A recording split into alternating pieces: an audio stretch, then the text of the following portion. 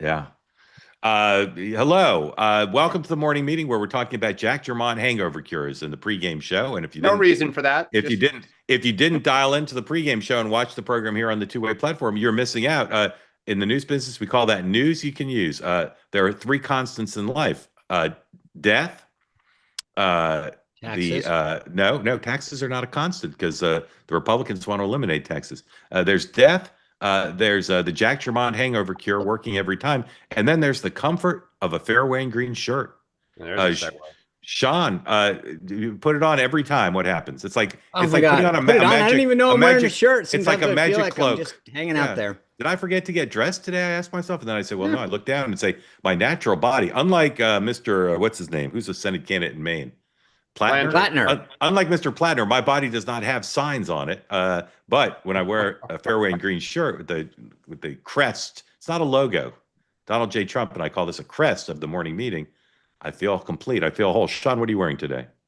Well, I'm just one of these beautiful polos. I don't even I Don't pulled even the know. tag Okay. off too early. Anyway, go to twoway.tv/fairway for 20% off all things on the site, including our great logoed stuff. And it says no smack in the chat on the sleeve right here. Believe it or not, you can own a shirt that says no smack in the chat right on the sleeve. Go to twoway.tv/fairway. Use the promo code TWOWAY20 for 20% off the entire What site. a day to buy. Dan and I were talking pregame. This is National Anti-Bullying Day. So yeah, I'm just going to preview something coming up in the show just so Sean can be prepared. Because like Regis and Kathy Lee, we don't do any pre-gaming. We don't like to leave it in the locker room. So Sean, I'm going to ask you to later in the program to explain your party's fascination with Nazis.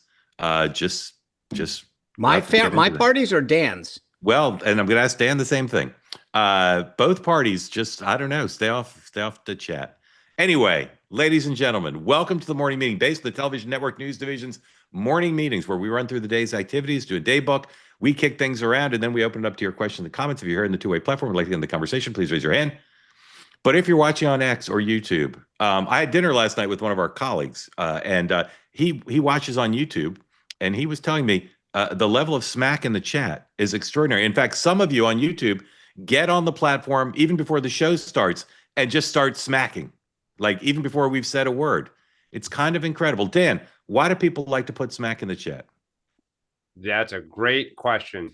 Too much coffee. It's right up there with apple pie and baseball. Sean, do you think I'm admonishing people not to put smack in the chat incorrectly? Is there more I could do? I don't know.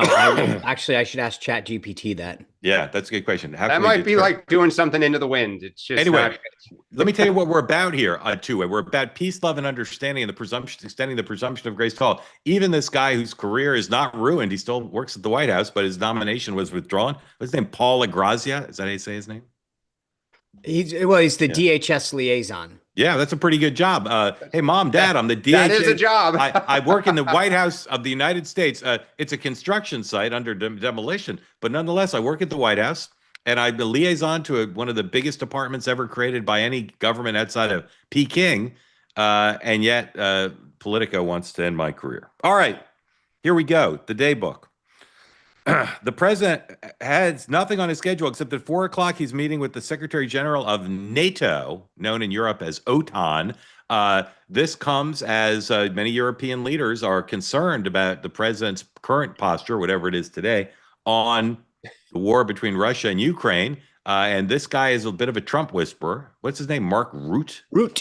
Mark Rutte. So that meeting's at 4, and it's closed press currently. Now, the president tends to love talking with using Europeans the way the Harlem Globetrotters used the Washington Generals. So maybe that'll open up and give great material for Two-Way tonight. But as of now, no plans to see the president. The vice president, however, second day in Israel, meeting with scheduled to meet with Bibi Netanyahu, amidst word that apparently Jared Kushner, Steve Witkoff, and the vice president of the United States are not enough to wrestle Bibi to the ground.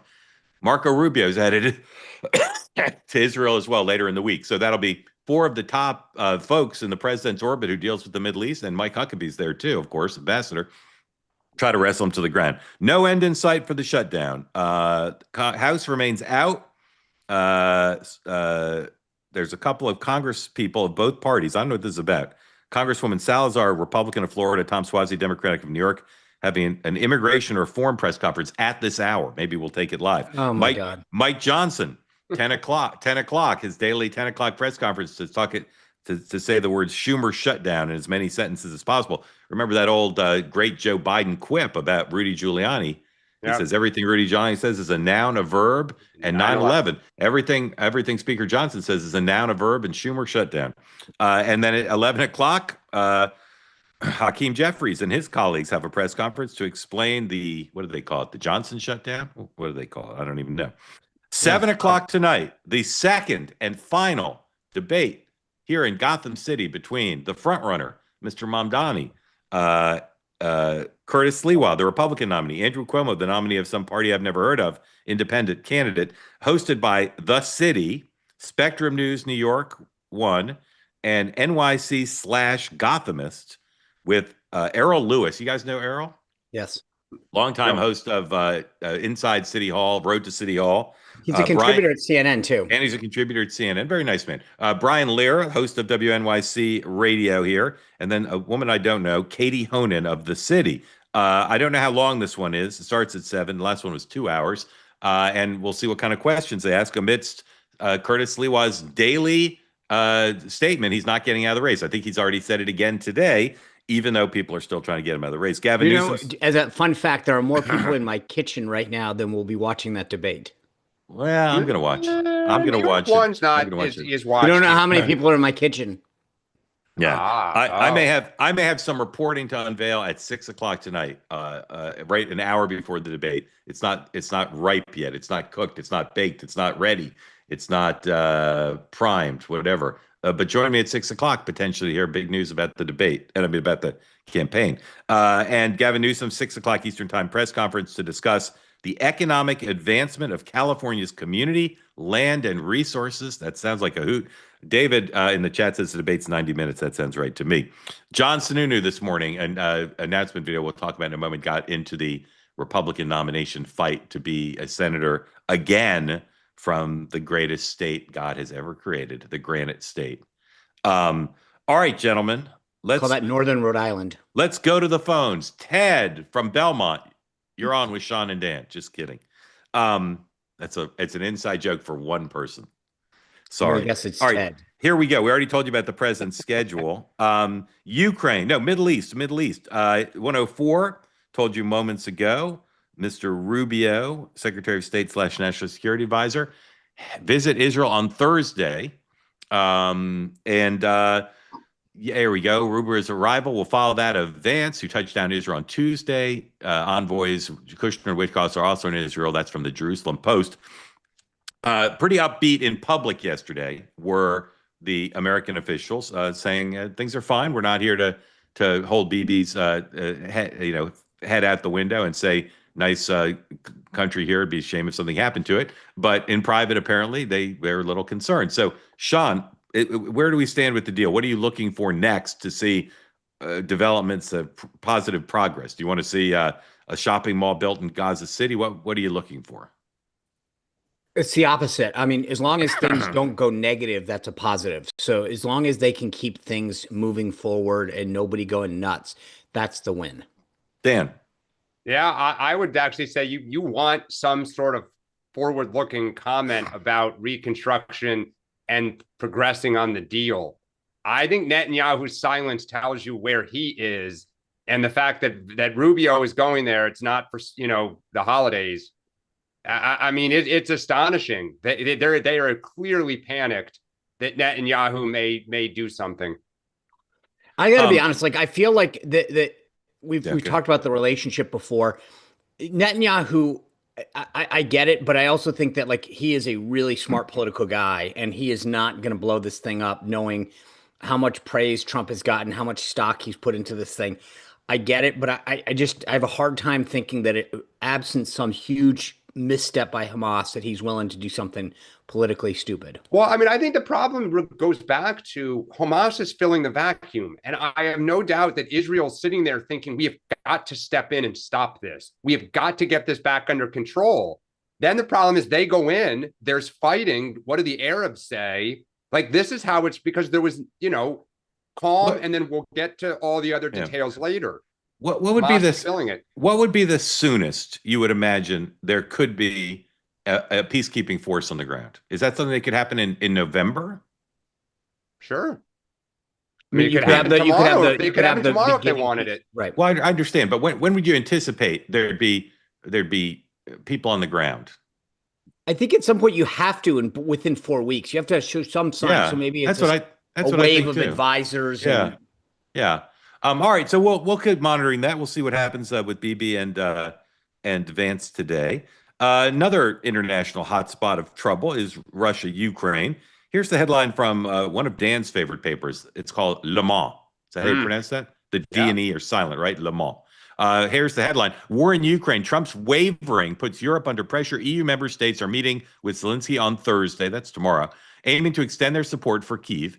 This has become imperative as Donald Trump now seems to be getting closer to Moscow once again, even though his meeting with Putin was indefinitely postponed.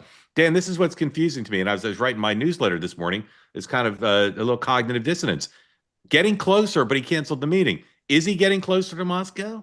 Or is he in no man's land now? Where is Trump? Is he on the Ukraine side, or is he on the Russia side, or no man's land? The fact that we're asking this question is the problem, because nobody knows. He ping pong. I mean, just within 1 week, he's ping ponged about 3 different ways, and I think that's are we with Ukraine or are we not? And I think the question's really going to start becoming, because I think deep down he wants peace, but he doesn't want to be bothered with this. Like, he wants it done. And if he can't get peace now, it's like, I'm washing my hands of it. So then the question becomes, are you willing to let Russia take Ukraine? That's the bottom line now. I think that every time that Trump opens his mouth, everyone tries to say, oh my God, what side he's on. Yeah. I actually don't think he's been that far off where he's always been, which is kind of what Dan said, which is, look, I want there to be peace, but I don't want to own this. This was Biden's war. Like, I don't want to get my hands dirty on this. So I will help if I can. I will see what I can do, but I understand that the guardrails are really thin. If I go too far to Ukraine, Russia's going to go nuts. We get dragged into a war. If I get too close to Ukraine, my base goes absolutely nuts. I don't think he's been that far off. I think everybody interprets something. He says something nice about Zelensky. They go, oh my God, he's caved and he's going to go help the Ukrainians. Yeah. I don't think it's that different from where we've been. So we're not an ally of Ukraine. Brilliant. No, we're not. We want to end the war. That's what he wants. He wants to. So we're not an ally of Ukraine then. He wants to end the war. Sean, what you just said was so brilliant. Somebody clip that off, put it on YouTube, and say. But do that you know what the problem is? Put it on X and do that little thing where you either say this with the down arrow or the little eye thing, whatever. Oh, Sean, exactly. Sean, here's my question: what are the cards to play? There's the tomahawks, but it doesn't seem he's going to play the tomahawk card. So what are the cards to play? The tomahawk was a play. It was like art of the deal. He was like, "Look, I'm going to give him tomahawks. You better come have a meeting with me." If you want to get this off the schneid, one of my favorite here's what expressions.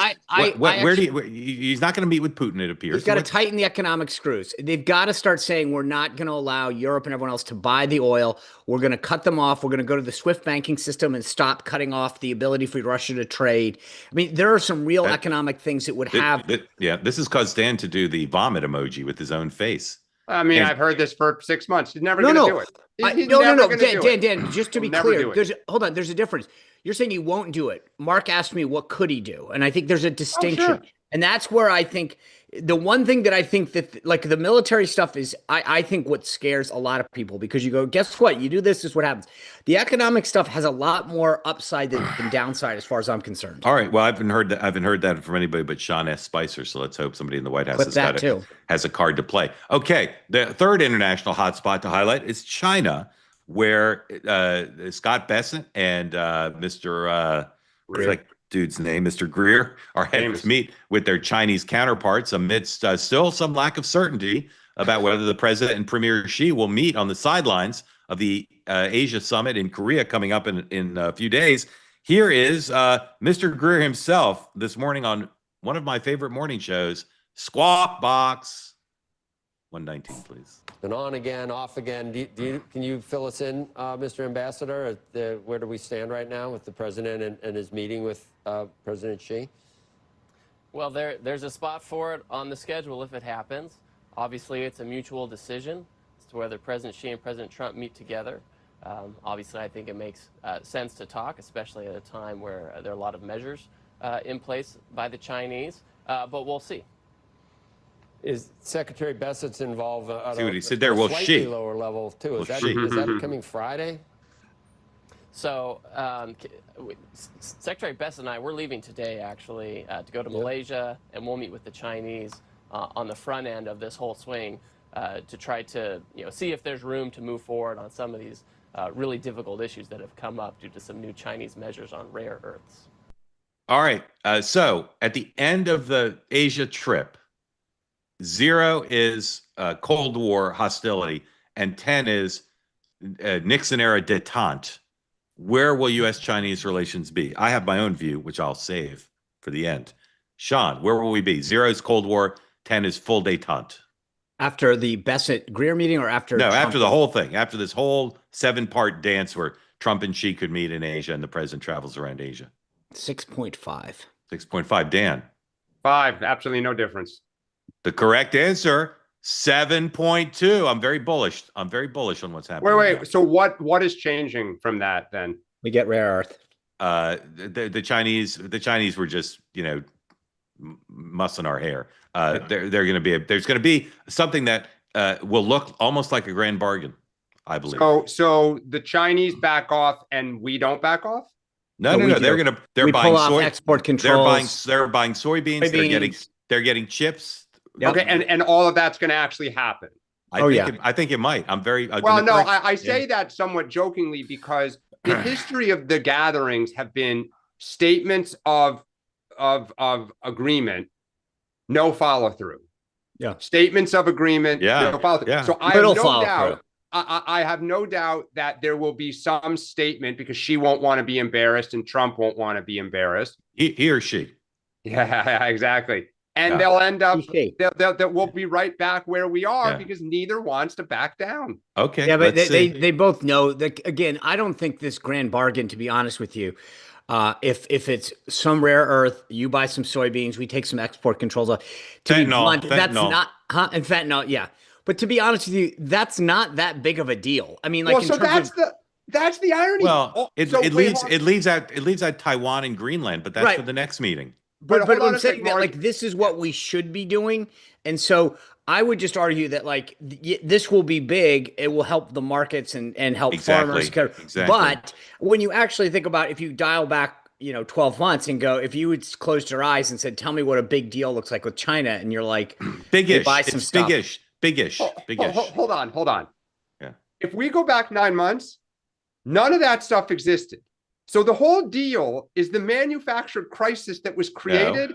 Okay. What was what you just described? Soybeans, other than fentanyl, soybeans, fentanyl, and TikTok. When did they promise to buy the soybeans? Controlled.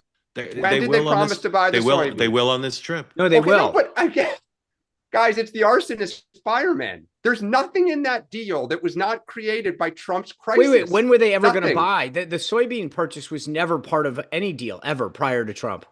Dan, prior to Trump. Tell me what Joe Biden got in 4 years from Xi.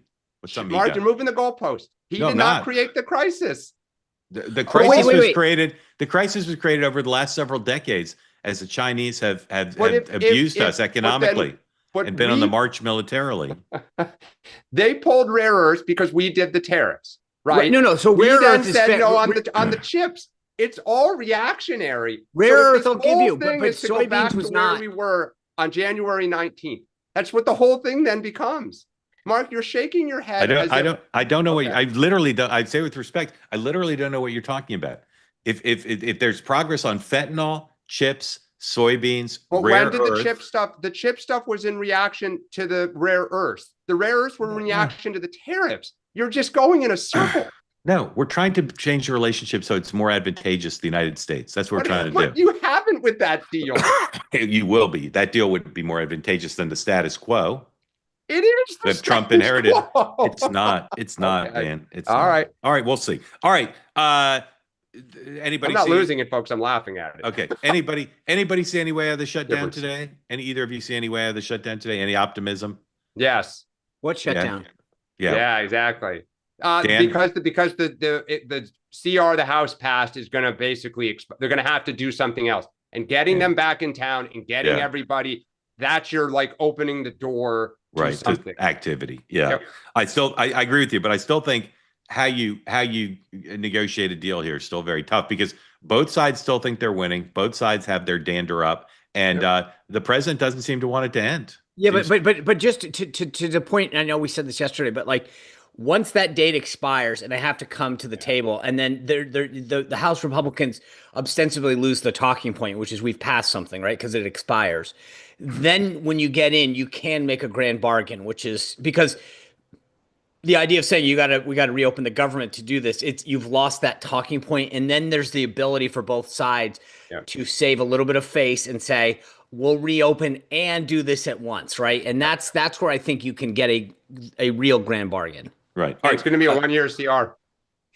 Yes, I think you're right. All right. Because I contain multitudes, I'm about to court trouble for this program, or at least for myself, as I introduce this topic. Okay. We're going to talk Hitler. Yeah, we're going to talk about Hitler. Item. The New York Times this morning has a story about how the Trump administration tolerates intolerance and gives jobs to people and says nice things about people who have said things that are offensive to many and objectively offensive. And they include in the story, in their kind of laundry list of, look at all the horrible people associated with Trump. They literally include a picture and then a sentence about Elon Musk's salute. So they're back to saying, even though we can provide 1,000 photos of 1,000 Democrats doing this, they're about to do that. Okay, number one. Number two. By the way, Mark, you just got clipped. Someone's going to send that around. Well, I did it off camera. Number two, when that story occurred, I came up with one of the greatest headlines ever in my newsletter, as far as I'm concerned, okay? Because like the great Mel Brooks, I think joking about Nazis is perfectly acceptable. I just do. Mel Brooks did it. The producers, go watch it. Here's my headline. There's all this controversy over the allegation that Musk had done a Nazi salute. I called it Führer, okay? Best headline I've ever read. Hilarious, but a joke about Nazis, okay? Now, here's this guy, Paul LaGrazia, who in a chat thing with a bunch of people who warned him if the things are real, who warned him and said, you don't want to be writing stuff like this. He made jokes about Nazis, as did these young Republicans a few days ago. That story, and now you have Mr. Platner, Democratic Senate candidate in Maine, with a tattoo which is widely described as also being a Nazi thing. So on the one hand, Dan, we should all be denouncing the Nazis. Least controversial statement possible. On the other hand, people joke about stuff. People do stuff. People say and do all sorts of things. And does that mean they should be not run for the Senate or lose their job? Whatever. How do you feel about this stew of a debate about intolerance, tolerance, cancellation? How do you feel about all this? I think the marketplace should make the determination. If people look, I think one of the things now about everyone's going to have a digital footprint. You know, people text both in their personal lives and professionally. You know, it used to be careful what you put in an email. Now it's be careful what you put on Instagram or a direct message or X or your text messages. Someone could screenshot it. The marketplace will make a judgment. If they think it's inappropriate, it's like with Trump. I mean, when he speaks and does stuff, some people are horrified and offended and say this is not what a leader should be. And other people say, I don't have a problem with this in a leader. We have elections and people decide. So I'm sure I see the chat, people have strong feelings. Some are joking about this, some are not. Let the marketplace decide. I don't read the chat. What's the review for my Führer? Some of it's in German, so I'm not sure what it says. The original German. Sean, how do you feel about this? Because at a minimum, there are people who are upset with the Republican Party because you're not denouncing in no uncertain terms these types of things. Well, first of all, I will say this just to be clear: the person who wrote that story in the New York Times, as much as I hate the New York Times, is even worse than the New York Times. I mean, what that person wrote was very typical for their style. You're talking about Katie Rogers? I didn't name a name. You did. Well, I'm just asking. Well, I'm just asking if that's the story you mean. I'm not denying that that's the person. Oh, you think she's more biased than most New York Times reporters? Yeah, I mean, I think that like she has a history of being very anti-conservative, very pro. Okay, so she's worse than you. If your standard New York Times is a 5, she's a 10. They should get her an editor, maybe. Well, how about just get her a? Well, they should get rid of her. That being said, look, we talked about this example of the kids the other day. These younger Republicans. They're not kids. They're adults. I said younger Americans. They made and they've all, to my understanding, as they've gone through this, faced consequences. There is a difference between, and I can say this as somebody who's told a lot of jokes that have fallen flat or been completely taken, right?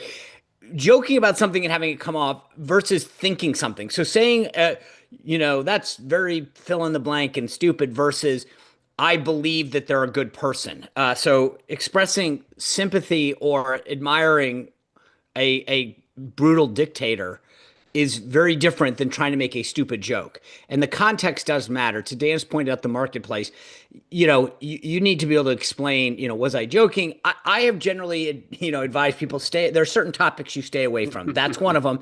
Or you face the peril of that. There's other violent acts that are never smart to engage in discussing because, again, they leave open to interpretation what you meant. Do you think the world would be a better place if Hogan's Heroes was never made?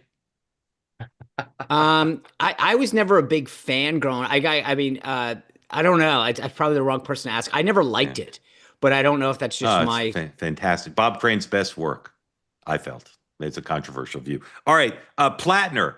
The boys from Pod Save America are standing by him. Bernie Sanders is staying by him. I'm standing by him. Somebody is dumping Oppo on this guy. So my question to you, Dan, if Platner called you and said, Dan, I'll give you $1 million, who's dropping all this Oppo? Is it Chuck Schumer? Is it Susan Collins? Who is dropping this Oppo? And I ask because here's what Jonathan Martin of the Politico reports this morning.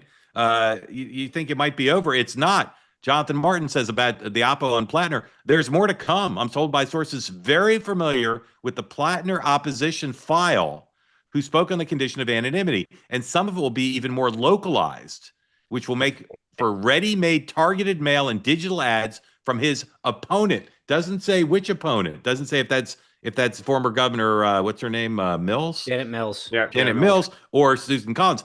Martin writes, I've learned, for example, that in 2020, Platner went online and called the Hancock County Sheriff's Office a den of, quote, overweight pansies and flatly said, quote, cops are opportunistic cowards. Now, I have 2 questions, one for each of you. Sean, if you're an advisor to someone running for Senate who's never run for office before or not, shouldn't you do self-opposition research so they'd know about these things? Absolutely. Okay. The challenge early in a campaign always is that it costs money. Yeah. And so when you want to do it, you have a in-person, like, let's go through some of these issues. You hope the candidate's straight with you. And then as you get a little bit of money in the door, then you hire a firm that says, go through and look at their digital footprint. Right. One of Platner's top aides quit. But so far, Sanders is standing by him. The valuable Pod Save America brothers standing by him. Dan, who is dropping this Oppo on him? And I mean, well, you answer that. Then I got one more for Sean on this. Sure. I know who's not, by the way. So first off, this is going to go down in the textbooks as one of the great political kill jobs that I've ever seen. Just in terms of all of this, you look at the timing and the incentive. This started right after Janet Mills got in the race. I don't think it's her. But I believe that it is people who support her, could be the folks on Maryland Avenue, or a lot of this stuff now, because it costs money, is outsourced to third-party groups that are in coordination with, unofficially, Maryland Avenue is a DSCC Chuck Schumer, right? Correct. And Kirsten Gillibrand. Sean, here's my question to you. This maybe I should ask myself because it's a question about journalistic ethics. To me, as big a story as this Platner Oppo is who's doing it. And Jonathan Martin and they've given it to 6 different news organizations. They've given little pieces of it. I know if you take and it's all inside the Beltway. They know who they're giving it to. I know. But Martin's saying it's going to start going to main press. I know if you take an opposition research dump from a source, they say you can't say where you got it from. But it seems to me this is a journalistically suspect thing because they know who's killing the guy, and yet they're not saying it. Yeah, but this is again. So remember, this is the game. Look, we did this for 6 years when I was at the RNC. This was pretty normal. And so to your point, though, reporters know that if you want a taste, if you want a little something, you got to play the game. If you don't, great. I shop it to your competitor, and Mark Halperin gets it, and everyone goes, "Hey, I saw what Halperin printed in his newsletter. Can you come to me next time?" And I mean, listen, I dealt with plenty of reporters, and we would say, "Hey, listen, you sat on it for 24 hours last time. We need to go." So this is this is a business. Remember, okay, Dan, why isn't Platner coming out and calling? He must know who's doing it, right? Oh, I don't think so. No. You don't think he knows? No. I mean, there's only two choices. I think he knows why it's being done, honestly. But no, he knows it's like wouldn't he be better off? I'm asking rhetorically. I don't know. Yeah. Mightn't he be better off to just have a press conference and say, "I call on Janet Mills and Chuck Schumer to turn off their establishment attack dogs"? No, sure, of course. I mean, but it's also like because they're exposing some of the bad things I did. I mean, it's not like they're making up stuff. Well, but it's not like he's not. It's not like he's not talking about it. Exposing the things that I said about blacks and Jews and sheriffs and understood. I also think you're getting into a process fight. And if you go to the end of the day, you're trying to get Maine voters. They're not going to worry about kind of where it's coming from. They're going to be like, dude, really? Yeah. But I got to tell you, this is a huge, if you are Tim Scott at the NRSC right now, you're going, whew, because it's a late primary. He's not getting out. The guy's got a boatload of cash. Sanders is sitting by him. Mills is old. She's 77 years old or whatever. You don't think the bottom line is those guys going at it for another year. You don't think Platner's going to be forced out? No. No, okay. I agree. We have three topics left that I would like to spend an hour on, but we got a lot of hands up. So we got to go lickety split here. I probably should have started with these because these are the ones I'm interested in. Dan, your party and the media are losing their mind over the White House construction. I watch these things on cable. If I knew this, I would have I read these quotes. They're like, this is hard, desecration. Can we show Maria Shriver's? It's my favorite. Yeah, show the Maria Shriver. But there was a New York Times reporter on CNN yesterday who was losing his mind. He's like, this breaks my heart. It infuriates me. Millions of dollars, not tax dollars, to build a new ballroom. Good God. I mean, this is what construction is. Yes, it's an historic building, but Dan, what is going on in the mind of the media and the Democratic Party that you're losing your mind, that this is like the symbolic apex of Trump's inhumanity? I don't know. Well, I think so. First off, I wish the party would not focus so much on this. I fully agree with you, but the reason I think they're doing it is I think it is another symbol of kind of the lack of explanation, the misdirection, if you want to be charitable, or kind of outright lie about how much they were going to impact the building.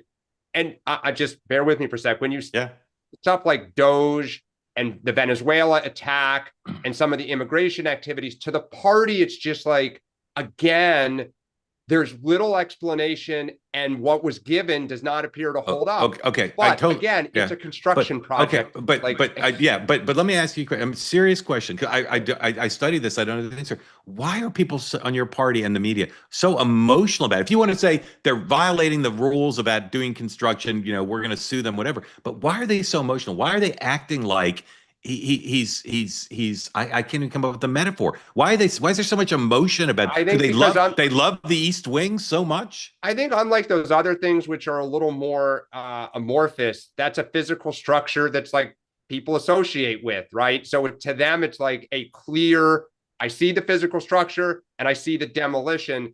I'm just saying again. I know. I mean, that was the reaction. I talk to my own family. All these guys. Like oh my God!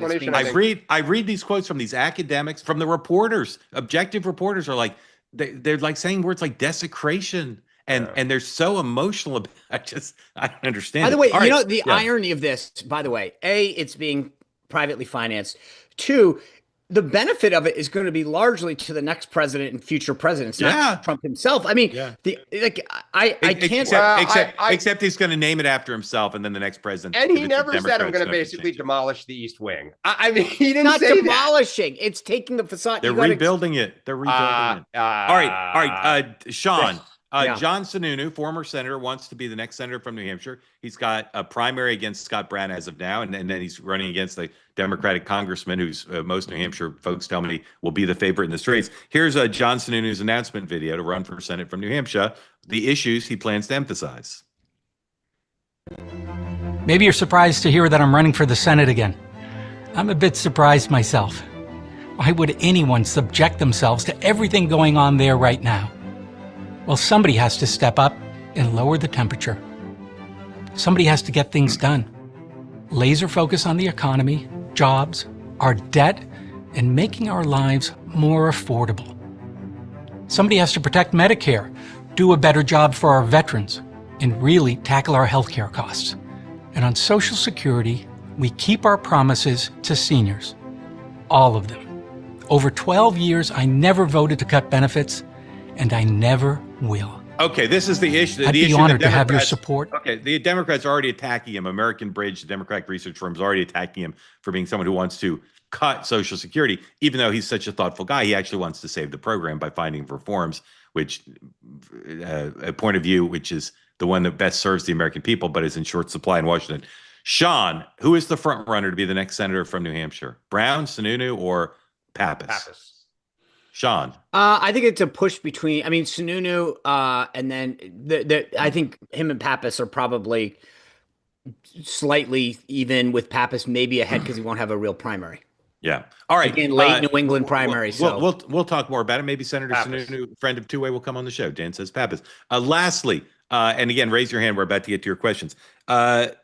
Democratic fundraising is an issue. Here's a Wall Street Journal story 112. Democratic donors sit on sidelines as party schisms persist. Republican National Committee had $86 million in cash to start October compared to $12 million for the DNC. I'm no math genius, but that seems like a pretty big disparity. Oh, and that doesn't include Super PAC money. Yeah. Here's Axios 113.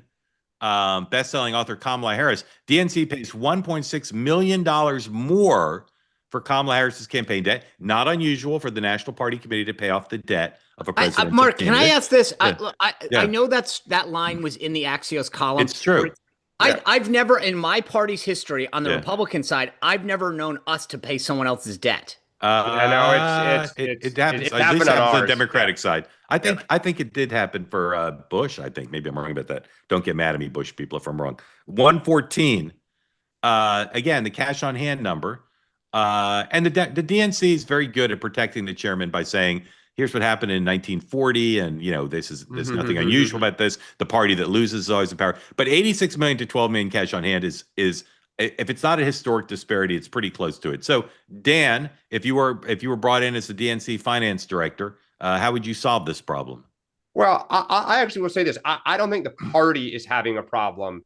The DNC is having a problem because the DCCC for the House, the DSCC for the Senate are outraising their Republican counterparts. Our candidates are doing extremely well, especially compared to the Republican counterparts. I'm concerned about the super PAC side because I think people are very afraid of the Trump administration, and the DNC. It's a chairman issue. Yeah, it's just what it is right now.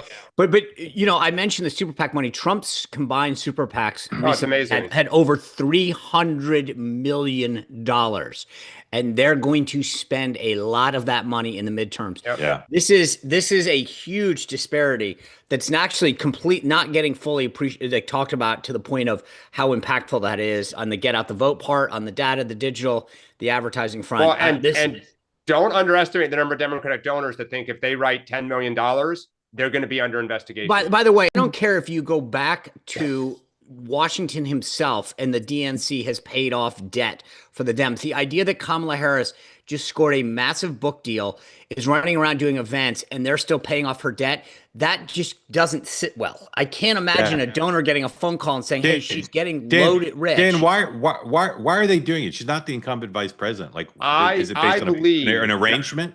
Yeah, I was about to say, I believe there was a deal prior to the election that she was going to go into debt, or they were going to go into debt on her behalf, and it would be repaid as the sitting president. She would get it repaid. Yeah.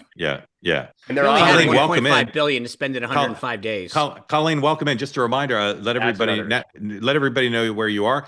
You're not allowed to criticize me for eating a protein cookie on the show yesterday, so that's off limits. But if you have another topic you'd like to raise after telling us where you are, thank you for being part of 2A. The floor is yours. Thank you. You guys are fantastic. Such an addition to the country to have such an open dialogue, respectful. I'm on Long Island, New York. So I would just wanted to, I could discuss so many things about, you're talking about Trump's leverage with the Ukraine and universities. I just spent a year at Columbia University doing a mid-career master's, and I can tell you that he's absolutely correct. The students are terrified of voicing opinions that are don't fit the status quo. And it's sad. There's no intellectual discussion. Even younger students from China, for example, would say to me, because I was very expressive about my opinions, and I'm a Democrat my whole life, but they would say, we came to the United States because we thought everybody here could speak openly and debate things and have topics. But here at Columbia, and I love Columbia University, by the way, my whole life I've been associated with it, but it's a situation that needs to be resolved. What's driving people's inhibition? They're terrified of being canceled. I would say to the students on the left and the right. On the left, I mean, I mean, for example, I did a speech there on patriotism. That's one of the topics I was going to ask you guys about today, saying I think it's a national security issue that Gen Z is. That patriotism, like only 22% will say they're proud to be American. Yeah. When I did this speech, and it was very measured and talking about how I think that we should, have a mandated national service so that young Americans spend time with each other and to try to attack the polarization issue. Because going forward, I do believe it's a national security issue. A lot of the students came up to me afterwards, "You're so brave. Talking about patriotism. You should have called it something else. People are going to think you're a Republican." I said, "How do you know I'm not a Republican?"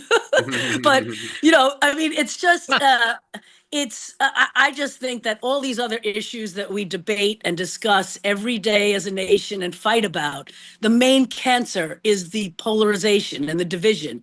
And we have to get to the younger generation because it's just getting worse. I mean, in Gen Z now already, young Americans can't say they're proud to be American. It's embarrassing to them. They even my sons, who I've raised purple, because I have friends and family that I love on both sides of the aisle. And again, I've been a Democrat my whole life, though I'm ashamed of the Democratic Party right now. It's an issue, and I think the only way to tackle the cancer that is polarization and division is starting young and doing something like a mandatory national service where young Americans from around the country, all economic backgrounds, all political backgrounds, all race backgrounds, work together. And then once they spend time together, they will be able to solve problems together, because how are we going to face all the problems that we have if we can't even work together? Yeah, so my question is basically, what's the chance of having a mandatory national service? I think it should be top priority. Yeah. Sean, I'd love for you to comment on a range of what Colleen said, and then specifically on the national service. Yeah, I mean, I don't mean to beat the same drum over and over again, but you watch these studies where kids spend so much time addicted to a phone and they're not interacting with human beings. And you look at Jonathan Haidt and all these guys who are talking about it. The relationship piece, the interaction with individuals is so different, on a basis. And I think that's part of the problem. On the national service piece, I'm with you. I'd love to see it. We talked about this the other day on the show. Yeah. I think it would mean a lot for the country, and it would also, like, from a preparedness standpoint, having kids go through some basic, civic training anyway, I think it would be huge. I think there's probably a 0 chance of it happening in the next generation. Well, that's very sad because something has to be done to prevent. Someone would have to. Here's the answer, Colleen, to your. And Dan can tell me if he disagrees, but I think somebody would have to make it. Somebody at a very high level, or two people, make it a champion the effort. Because until then, that's just yeah, someone has to make it something that people respond to and join or not, but it's not going to happen organically. Like President Trump, he could. Yeah, I mean, I think I agree with Sean. I think it would be great if we had it for a lot of reasons, not just patriotism, but work ethic. The idea of sacrifice and responsibility and doing something greater than yourself. I think a generation that thinks very, inwardly. But I agree. There's something, I mean, I could see the attacks of it being un-American to require this. I could see different communities objecting. If a Republican called for it, Democrats would say no. If a Democrat, Republicans, it's the Tea Party, like get off my lawn type of thing. I think in terms of young voters and not being proud, I'm with you. It does break my heart. Some of this, I think, is just generational. Some of it is, look, for years, young voters didn't vote very often because they were apathetic as a rule about politics. It's not until you kind of start getting a job and taxes and family that you kind of like tune into your community to say, aha, I care. And who's in power matters to me. And I think some of it too is when there's a Democrat, young Republicans are apathetic. When there's a Republican, young Democrats are apathetic. It's tribal like the rest of our country. I think that the other part, Colleen, is I think even if you could get broad acceptance that we had to do it, right? Dan and I had this conversation the other day where I would want to keep it very limited in scope. Do the military or the Peace Corps, something like that, full stop.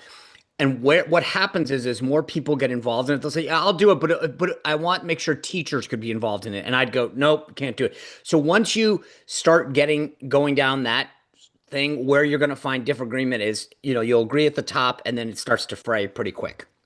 Yeah, but this is the problem because we've become a country where we can't get things done. This is a good solution, and this is the main cancer that's eating away at everything, our democracy and everything, and we can't solve it. And it's going to get worse because these young people, they're so divided already, and they're afraid. They're afraid to express their opinions, ask questions. So it's a problem. They will. They'll get involved. They will. I hope so. Colleen, thank you. Thank you for being part of Two Way. Grateful to you. Thank you, guys. Thank you. Sorry about that. My internet went down. Luckily, I had a backup. I'm not sure how I'm maybe you were ill. Rest of my day. Salvatore, welcome in. Thank you for being part of the Two Way experience. Love your shirt. Love your glasses. Love the hat. Love the beard. It's a visually arresting tableau you've created for us. Welcome in. Tell folks where you are in your car and what's on your mind.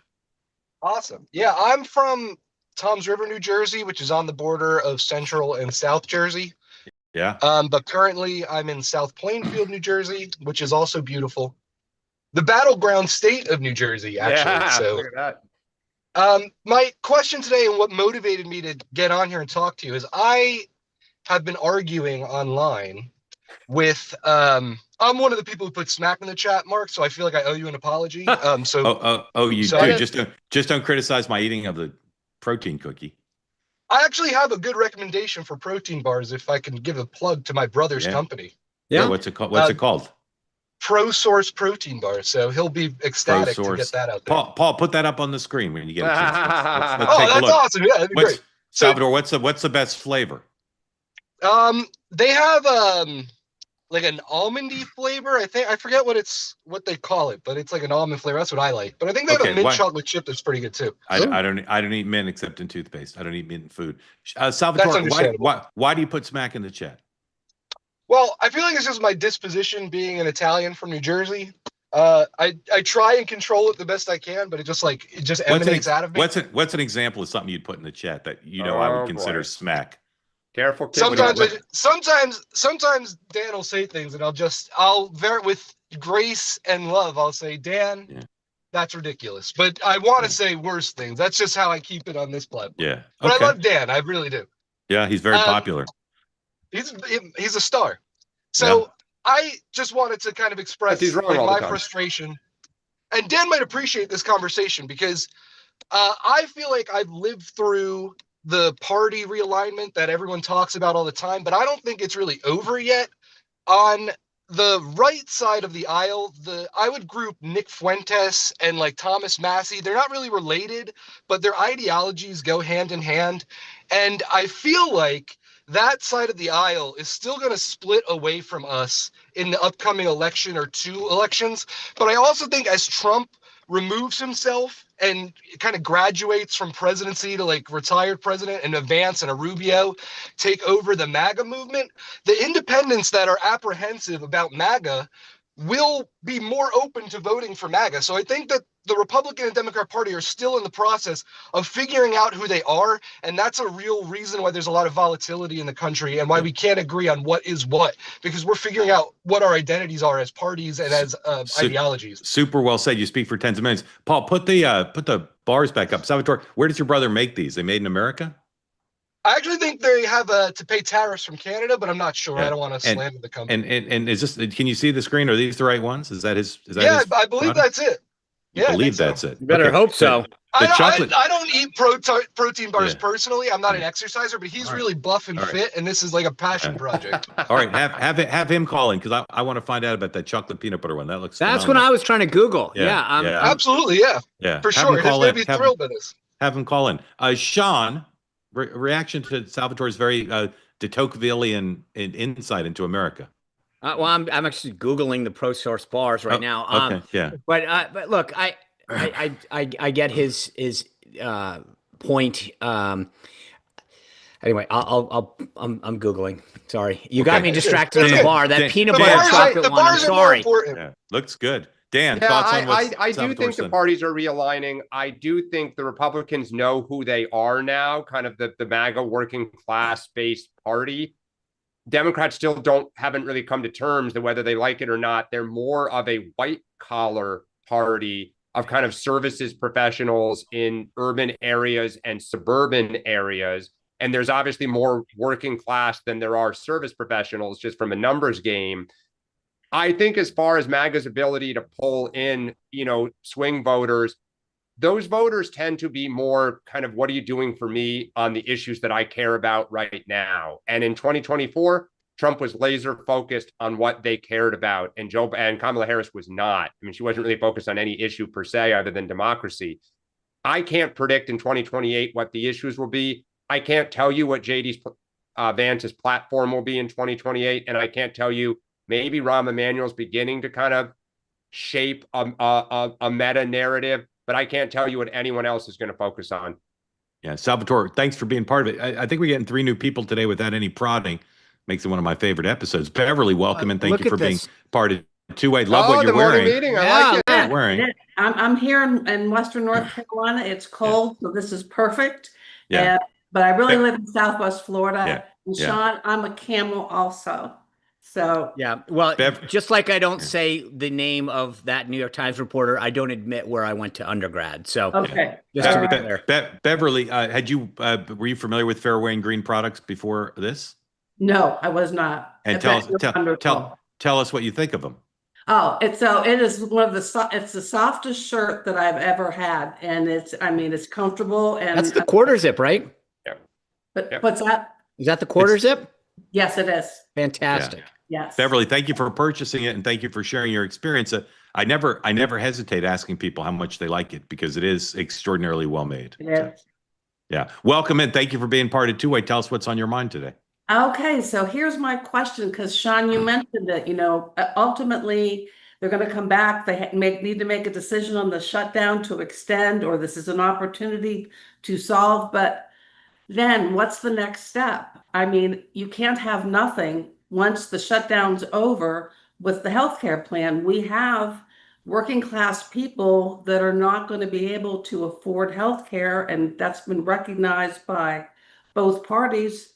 So there needs to be a plan, or all of this will be, I think, a real negative in the midterms. Yeah, I can't go without saying, I just want to be clear about the context, because it's gotten lost here. President Obama and the Democrats took over healthcare under the guise of making it more affordable. It is not more affordable. The subsidies were put in place because it was so unaffordable that during COVID, they wanted to add these temporary subsidies in the hopes that it became less affordable. It's still not working. It is broken. And the idea of continuing subsidies to create this facade that the Democrats' ridiculous healthcare proposal is working is actually a Ponzi scheme. The idea that we will spend more money on doing this, and by the way, it's a payoff to massive amounts of insurance and fraud. I think the in my mind, the grand bargain comes back to this. Republicans, the timeline will expire when they have to come back to town to do something to set, because the talking point expires, right? Because right now they're saying, hey, Senate, pass a bill that'll get us to November, then we'll come back and we'll make this other, we'll use that time. Once that runway is gone and there's no time, they'll have to come back to do something, and they will agree to maybe punt for a year, maybe do 200% of the subsidies or something like that. But there'll be something in the timing and in the funding percentage that will buy some time, and that's the best they're going to do. And that's the best. Okay. Dan. Yeah, Beverly, it's so well said. I mean, anytime you got to go back now 10 years as your talking point, you got problems, right? Republicans have been divided on this issue for 20 years. They have been. I mean, the Obamacare plan was originally the Mitt Romney plan. That was the genesis of what they kind of worked off of. And look, we haven't talked about it, but rate notices are starting to go out. Some states are seeing 20% increases even without the Obamacare subsidies being factored in, and people are getting nervous. I can tell you, having insight into the health insurance industry, a lot of the driver is drug costs. More people are buying drugs and the drug prices are going up. It's like 18% of the cost versus actual medical increases are like 5%. But it is going to be a problem. Republicans have a huge, huge problem. You can't keep saying it's the Obama problem. You own the government. You didn't fix it your first term. You got to fix it now. Well, that part might be true, right? Which is that and I agree. I mean, I've told this story before, but I remember when President Trump was talked into making healthcare the number one priority after getting office, and we had no plan. It was short-sighted at best. He should have started with with taxes, which is what his instinct was to do. But we all we knew is we wanted to get rid of Obamacare. We did not have a plan to do it. And we still don't to this day. Yeah. And that's where the Republicans need to say, we can't just say no. We've got to have something to replace it with. Beverly, thank you for being part of Two-Way. Very grateful to you. Ton of stuff to tell you guys about. I'm just going to run through here chronologically. 10 o'clock, I'll be on Smirconish, my regular Wednesday hit. So join me there, Sirius XM. Then at noon Eastern time, the three gentlemen you're looking at here, Sean, Dan, Mark, and myself will all be on with Megyn Kelly on the Megyn Kelly Network. So please join us there for some frivolity and hilarity. Also at noon, Citizen McCain, Megan's guest, Erica Donalds, leading education expert, chief of education opportunity, America First Policy Institute, she's chair rather, and potentially the next First Lady of Florida will join Megan. Also at noon, Michael Moynihan is doing a program pre-taping for tomorrow. You can find details of that on our website. So that's three opportunities at noon. 6 o'clock, two opportunities. First, Two-Way tonight, Steve Alacara, one of our favorite guests, and Beverly Hallberg, one of our favorite guests, teaming up together to talk about today's events. And we're all doing a little rain dance and solemn prayer that the president opens up his 4 p.m. photo op with the NATO chief. And then also at 6 o'clock, Sean, what do you have? Congressman Ben Cline, he's a member of the Freedom Caucus. He's a member of the House Budget Committee, and he's a House appropriator. So we're going to talk about when the government's opening up, what's it going to take, and what's next. By the way, real quick, I did an interview with Alan Dershowitz on Monday that aired, and we really got into that press freedom question that we all went around on. So if you want to hear the legal interpretation, that's up on the channel as well. Great. And then finally at 7 o'clock, our friend Bridget Fetisi has a show on the dream of home ownership. Standing by live, not really. Here's Bridget with the preview. Home ownership was once considered part and parcel of the American dream. Now it is something that is out of reach for many Americans. Do you own your own home? Do you want to own a home but can't afford it? Do you own a home but wish you didn't? What are some of the benefits and disadvantages of home ownership that you've experienced? We're going to talk about all of this and the frustration so many young Americans are feeling about not being able to achieve that dream on our next Real America. Join me, Bridget Fetisi, on Real America, Wednesday, October 22nd at 7 p.m. Eastern, 6 p.m. Central. We will be live discussing this. You can register to join the conversation at twoway.tv/BridgetZoom, or you can simply watch the episode at Real America Fetisi on YouTube. See you then.